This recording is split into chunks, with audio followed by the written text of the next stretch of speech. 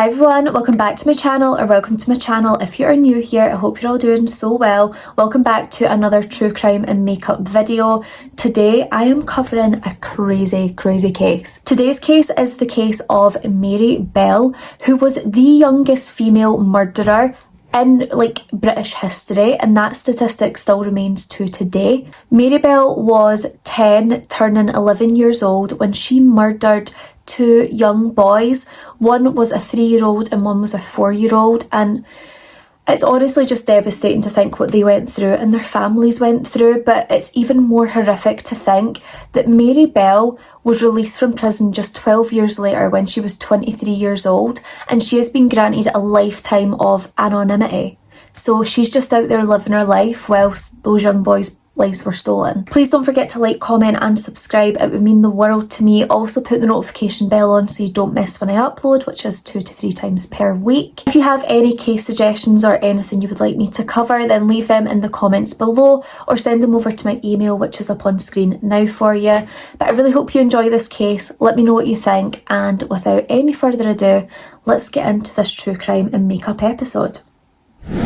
So, Mary Bell, wow, dubbed a Tyneside Strangler at age 11, which is pretty insane. But Mary Flora Bell was born on the 26th of May 1957 in Corbridge, Northumberland, and this is in England. Why did I say Northumberland like Northumberland? Northumberland, England. Now, Mary was the daughter of a well-known prostitute in the area, Elizabeth Betty Bell, also went by Betty McCricket. I will say as well that Elizabeth Bell always went by Betty, so I will be referring to her as Betty throughout this. So Betty at this point, she was a 16-year-old mother. She was very much like an absent mother figure. She was always travelling to Glasgow for her work. You know, like a business trip. She was always travelling. Now, with her being an absent mother, I know to most that seems like such a terrible thing for a child to go through, and I suppose it is if your circumstances are better than what Mary's were, but the truth is Mary got more rest when her mum was away travelling for work, because whenever Betty was at home, Mary would suffer severe physical and mental abuse at the hands of her mum. And it is said that unfortunately for Mary, she was an unwanted child and severely neglected. And Mary's auntie would say that when Mary was born and the doctors were trying to give Betty Mary to hold, Betty would scream at the doctors, she resented the doctors, and she would say, "Take that thing away from me." Like, this is her own daughter, and she was referring to Mary as that thing. Now, I know that birth is not easy, and I know that not everyone wants to be a mother, but the fact that she would go on to keep Mary despite friends and family offering to take Mary in and raise her as their own, Betty chose to keep Mary. And I don't know if it was so she could inflict this abuse that Mary said she did to her. Now, people that knew both Mary and Betty would say that Betty wanted Mary either dead or severely injured. Whenever Mary was left home with Betty, Mary would always get into these really life-threatening situations.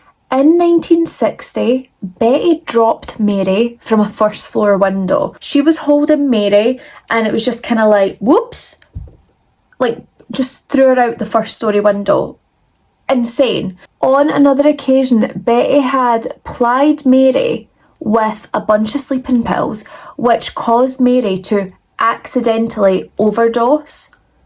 And she still has this baby. Make it make sense. It doesn't, I know. Now, some people were thinking she either desperately wants rid of this child, she wants child dead, or people did believe that Betty might have suffered from Munchausen's by proxy. Do you know that thing that Gypsy Rose Blanchard's mum had? Well, believed to have had.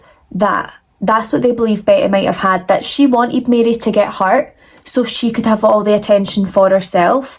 Betty wanted it to be like, "Oh my god, Betty, your child is always hurt. How do you do it?" And Betty would be like, "Oh, I just love my daughter. She's so worth it." But people knew that she hated Mary. I need you to hold my hand through this liner. I don't know what I'm doing, but like, stay with me, okay?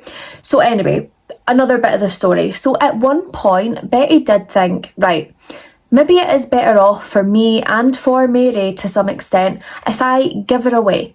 Just give her away to someone. So Betty had planned to give Mary away to this woman who was known to be quite mentally unstable, but she was a woman that couldn't have children of her own. So Betty was like, right, perfect candidate, I will give Mary to you. Betty hands over Mary to this woman, and then it's her older sister that has to travel alone across Newcastle to retrieve Mary and bring her back home, because apparently this woman was extremely mentally unstable and wouldn't have been in any fit state to look after Mary.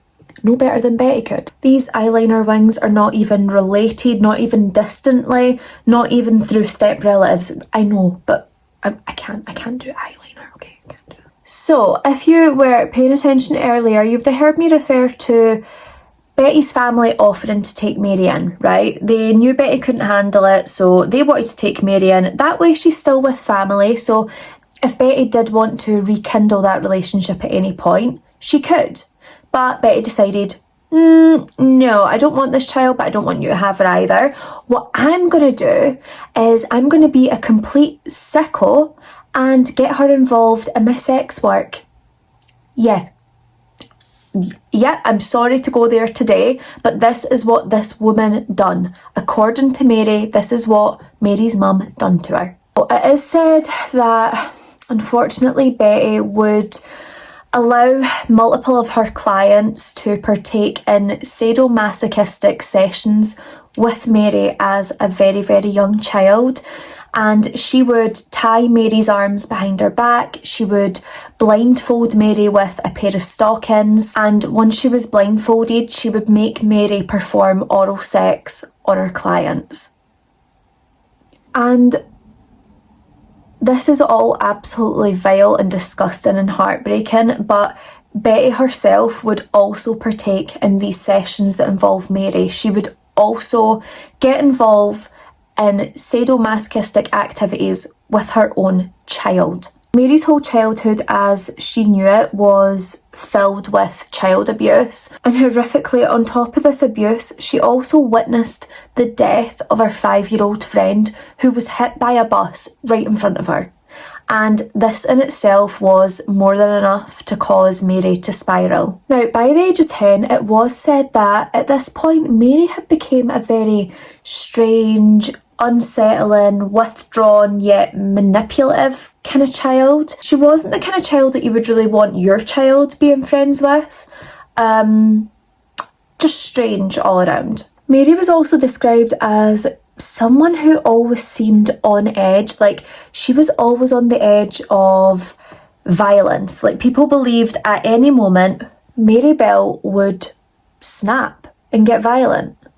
And unfortunately, they were not wrong. So the weeks leading up to the murders, Mary was really exhibiting some strange, disturbing and dangerous behaviour. There was one time on the 11th of May 1968 where Mary was playing with a 3-year-old boy, and suddenly this 3-year-old boy falls from the top of the air raid shelter that they were playing on and really hurt himself. Now, his parents at the time believed this was some kind of accident, like he had just tripped and fallen over, but knowing what we know now, this was definitely not the case, and I would go as far to say that this might have been Mary's first attempt at murder. So the next day after this young boy had fell from the top of the air raid shelter, word spread around to people what had happened, right? This like freak accident when he was playing with Mary, like, you know, children will be children. However, when other mothers heard this, they became quite fearful because Mary had actually attempted to choke out quite a few of their daughters, like really tried to choke them out. So the mums had decided, you know, this seems a bit more than just an accident. Let's go to the police, just report what we know, see what happens. So once they report Mary to the police, Mary's brought in for like a police interview and ultimately just like a lecture on being careful, especially when you're playing with younger children. You need to be very careful and watch over them, blah, blah, blah, blah, blah. So Mary got like a slap on the wrist. But I mean, what else could they do for what was at the time a 10-year-old girl? So in Newcastle upon Tyne during like the 1960s, they had underwent this sort of urban renewal project. So some of the city boroughs that had these more like Victorian-esque houses, they were being demolished, and by demolishing these they were hoping that in their place they would be able to build more sort of like modern day houses and flats. Now it is worth stating that some families were still living within this currently being demolished area until they could wait for housing from the council so they could move out. Now a lot of the local children would play either very close or inside the derelict rubble that was left from the demolished houses, and the local children referred to this particular bit of rubble as Tin Lizzie. It was right next to the railway and it was parallel across from St Margaret's Road. On the 25th of May 1968, one day before Mary's 11th birthday, Mary would strangle 4-year-old Martin Brown to death in one of the upstairs bedrooms in one of the derelict houses. Now it is thought that for this crime Mary did act alone, but I don't know. As we get into it, you'll see what I mean, but I'm not sure. It was around 3:30 that afternoon that 3 young boys, like when I say young boys, I mean children, discovered the body of Martin Brown. Now, of course, as children do, they let out these horrific, blood-curdling screams, and a workman who was working across the road by the name of John Hall came running into the derelict house to see what was wrong. And he seen young Martin Brown's lifeless body just laying there. John Hall tried his very, very best to perform CPR whilst they waited on emergency services, and he honestly really did try his very best to save young Martin Brown, but it was too late. Whilst John Hall was performing CPR and attempting to save young Martin's life, 2 young girls appeared at the doorway. This was 10-year-old Mary Bell and 13-year-old Norma Bell. Now I will state same last name but no relation, I think they were just friends. And whilst John is performing CPR on Martin, he is trying to shoo the girls away because in his mind he's like, I do not want these young girls seeing this poor boy lying in this condition because it would scar them for life. Little did he know, one of these girls had already seen young Martin Brown lying there dead, and that very same girl also seen young Martin Brown die at her own hands. And I know this is already horrendous, what this girl has done to this poor little boy, but what they decide to do, both Mary and Norma, they leave the derelict house where John Hall is performing CPR. They go over to Martin's auntie's house, Rita Finlay, and Rita comes to the door and Mary says, one of your sister's bairns has had an accident. I think it's Martin, but I can't tell because there's blood everywhere. Like, what little sickos? I know that doesn't even cover it, right? But how sick? Now, at this point, the police are actually very confused because besides a bit of saliva and a little bit of blood on Martin's face, there's no real signs of violence that they can see. So they look next to young Martin's body and there's like a tub of pills there and the tub's empty. So in their mind they're thinking that Martin must have swallowed the pills and his death has just been this horrific accident. Like, if you think that, bring in toxicology, okay? Now, if you think that what Mary and Norma said to Rita Finlay was bad, you know, Martin's auntie, days after Martin's death, Mary Bell went over to the house where Martin lived to visit his mum. So she knocks on the door, Martin's mum comes to the door and she asks Martin's mum, can I see Martin? And Martin's mum, obviously, because it's a child, is very gently explaining to Mary that Martin's dead, so she wouldn't be able to see him. Mary then says to Martin's mum, oh, I know he's dead, but I want to see him in his coffin. You sick little freak. So of course, Martin's mum slams the door in Mary Bell's face and she toddles off like nothing happened. Then, on Mary's 11th birthday, her and Norma decide that they're going to break into a school nursery. Just to do a wee bit of vandalising, just get their artistic flair on display. They break into the nursery to begin the vandalising. However, when they're vandalising, they decide what they want to write is notes regarding Martin Brown's death. So they vandalise, they write these notes on the wall explaining that they were responsible for killing Martin and that they promise that they will kill again. Now, the notes were anonymous, but when you see them, I will put them up on the screen for you. When you see them, you can absolutely tell that that is a child's handwriting. Absolutely. So the police, they do see these vandalised walls with the notes regarding Martin's death, but they think it's some sort of cruel, morbid prank and just kind of forget about it. The nursery, however, they were experiencing quite a few break-ins recently, so they were feeling a bit wary. So they installed an alarm system, and a couple of nights later, both Norma and Mary were seen wandering outside, but apparently there was no sign that they were doing anything criminal, so they were just let go to get on with their evening. This is frustrating, right? Because a lot of Mary's classmates would later say that Mary was showing off and boasting in class, claiming that she had killed Martin Brown, but her classmates just assumed that she was trying to show off and make herself look big, so they never reported it and they never thought she was being serious until another young boy died. If you're suspicious about something, just say. It's always better to offend than someone else getting hurt. So on the 31st of July 1968, a 3-year-old named Brian Howie was last seen by his parents playing outside with their family dog, his sibling, and Norma Bell and Mary Bell. Now, that evening, Brian didn't return home when he was meant to, which really sparked concern with his relatives because Brian always came in on time. This was really unusual for him. So naturally, with them being so concerned, they think, we're going to have to report this and go out looking for Brian. So it was Brian's relatives and also just the neighbours in general that came out to help them have a look for him and hopefully find him. But unfortunately, this wouldn't turn anything up. What is so sick and twisted about this is Norma Bell and Mary Bell, they both volunteered to help Brian's sister look for him. And at one point, Mary Bell even pointed up to these concrete blocks up at Tin Lizzie, saying, "What about up there? Why don't we check up there?"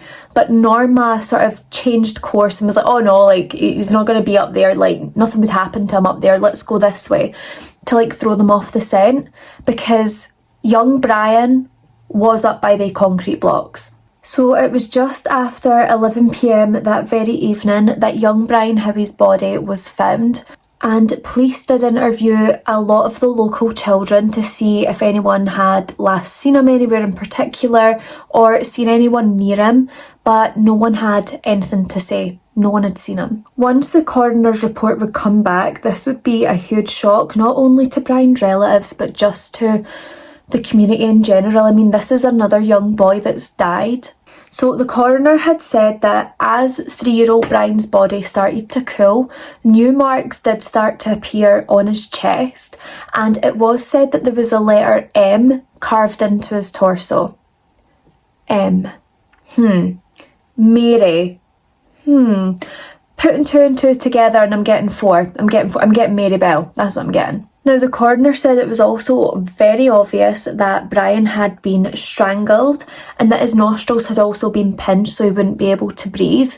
There was multiple puncture wounds to Brian's legs, and there was also sections of his hair that was cut out as well. And I'm so sorry to have to say this, but 3-year-old Brian's genitals had also been partially mutilated. Given the lack of force used to kill Brian, the coroner was able to determine that a child had killed him. A child killed by another child. Now, the coroner was also able to see that there was a lot of grey and maroon fibres around and on Brian's body. Now, they did search the Howie household to see if they could sort of find any items that would explain these fibres, but they couldn't. So they determined that the maroon and grey fibres had to have come from Brian's killer. Over 100 detectives and investigators across Northumberland were assigned to this investigation, and they interviewed over 1,200 children, including Mary and Norma. So both Mary and Norma were interviewed on the 1st of August, and it was said that both the girls were acting very strange. Like, Norma seemed really excited and upbeat to be being interviewed by the police and asked about the death, whereas Mary became very, observant. The both of them had contradicting stories in certain areas, although they both did admit to playing with Brian on the day that he was murdered, but said that they hadn't seen him after lunchtime. So they must have been quite suspicious of Mary in the first place, because they actually done further questioning with Mary the next day, and this is when Mary started providing a bit more information, a bit more detail. She said that she seen Brian play with an 8-year-old boy, and she did say that she had later seen this boy covered in weeds and grass. And this is important because when Brian's body was discovered, he was actually covered by weeds and grass. She also said that this 8-year-old boy was carrying around a pair of scissors, and that she seen him trying to cut off a cat's tail, but she said one of the scissor legs was bent, so he couldn't succeed. And when the police heard this, it was like light bulbs went off in their head, because the bent leg of the scissor had not been told to anyone at all. No one knew about the bent leg on the scissors. Only the murderer would know something like this. And it is at this point where investigators believe that Mary Bell is the one who is guilty of both the murders. Then on the 4th of August, Norma Bell's parents contacted the police. Norma had confessed that she knew exactly what had happened to Brian. So Norma had claimed that Mary had taken her to a spot on the Tin Lizzie to show her where Brian's body was. And then she said that Mary proceeded to show her how to strangle a child. Norma said that Mary had confessed that she loved strangling children, she really enjoyed it and loved doing it and was planning to do more. So then the police needed a bit more concrete evidence, so Norma was able to draw a diagram of the score marks that were on Brian's body and where they would be, and this was completely accurate, which made the police believe her confession. And it's important to say that the diagram with these score marks had not been released to the public, so it was information only a killer or the killers would know. So the police, obviously, they're trying to find a weapon of some sort, so Norma's able to take them to the spot where they had hid the razor that the score marks had been made from. So then on the 5th of August, the police revisit Mary's home, and they're just questioning her again about her initial statement that she provided. And when they started questioning her about the things that Norma had told them, Mary shouted and screamed and started saying that the police were trying to brainwash her and that she was going to get her solicitor to them. How does an 11-year-old know what a solicitor is? I wouldn't have knew that. Would you have knew that? Because I wouldn't have knew that. Or at least I wouldn't have known in that situation that I would need one. I don't know. So for some reason the police decide that they're going to question Norma again that very same day, and at this point Norma then admits to being at the scene of the crime when Mary was strangling Brian, and she said that anytime that her and Mary went to the spot on the Tin Lizzie, that Mary would get really funny and start acting really strange. Now, all this new information that's come to light, the detectives and investigators basically decide to do a forensic examination on clothes owned by Mary and Norma. So the grey fibres were a precise match to a woolen dress owned by Mary. And then the maroon fibres that had been found on Brian's shoes, they were an exact match to a maroon skirt owned by Norma. On the 7th of August 1968, Brian Howe's funeral did take place and over 200 people would attend. Now, DCI Dobson, he actually witnessed Mary standing watching Brian's coffin being carried out of his house, giggling and rubbing her hands together like that, really excited to see his coffin. At this point, DCI Dobson did say he knew he had to bring Mary in as soon as possible to avoid another child being killed. Then at 8 p.m. that very same evening, both Mary and Norma were formally charged with the murder of Brian Howe. When the charge was made, Norma burst into tears, whereas Mary just shrugged her shoulders and said, "That's all right by me." Now, when the trial came around, the prosecutor did say that Mary Bell's only motivation for killing was due to the sheer enjoyment and excitement that it brought her, and the British press did refer to Mary, the child murderer, as evil. Like, yeah, you think? So the trial had lasted 9 days, and then on the 17th of December, the jury did retire to consider their verdict. So the jury did end up deliberating for 3 hours and 25 minutes before they would reach their final verdict. Now, for some reason, Mary Bell was cleared of murder but was found guilty of manslaughter for both the young boys, so Martin Brown and Brian Howie. It was said that the reason that Mary got manslaughter and not murder was because the court psychiatrist had basically said that Mary exhibited classic symptoms of psychopathy, and therefore she could not be held fully responsible for her actions. Okay. And Norma Bell was actually acquitted of all charges. I don't know if they just seen her as like an unwilling accomplice, or I don't know, it's a bit weird to me. It's just a bit strange. I don't know how I feel about that. Now, I don't know, maybe this is just me, maybe I'm thinking far too much into it because she is just a child, but when Norma had heard the verdict, she got really excited and started clapping her hands. And then when Mary heard her verdict, she got a little bit upset as she watched her mum and her grandmother cry. The judge did conclude saying that Mary was dangerous and that she was a danger to other children. So she was sentenced to be imprisoned at Her Majesty's pleasure, and basically that's a British legal term that denotes an indeterminate sentence, so we don't really know how long she was going to be away for. And at the time of Mary Bell's manslaughter convictions, she was 11 years and 6 months old, which makes her the youngest female killer in Britain, and that statistic is actually still active to this very day. She still holds that title. Now, obviously, because Mary was convicted and imprisoned when she was so young, she did sort of go to multiple different places throughout her incarceration.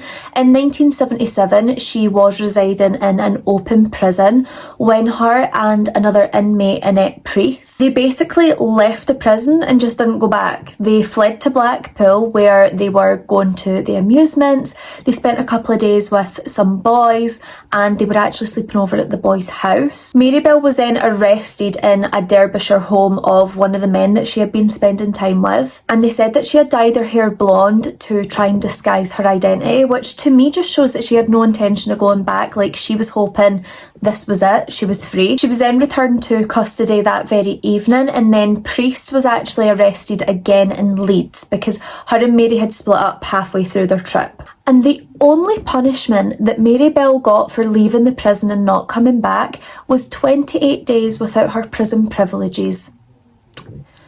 Yeah, you really showed her.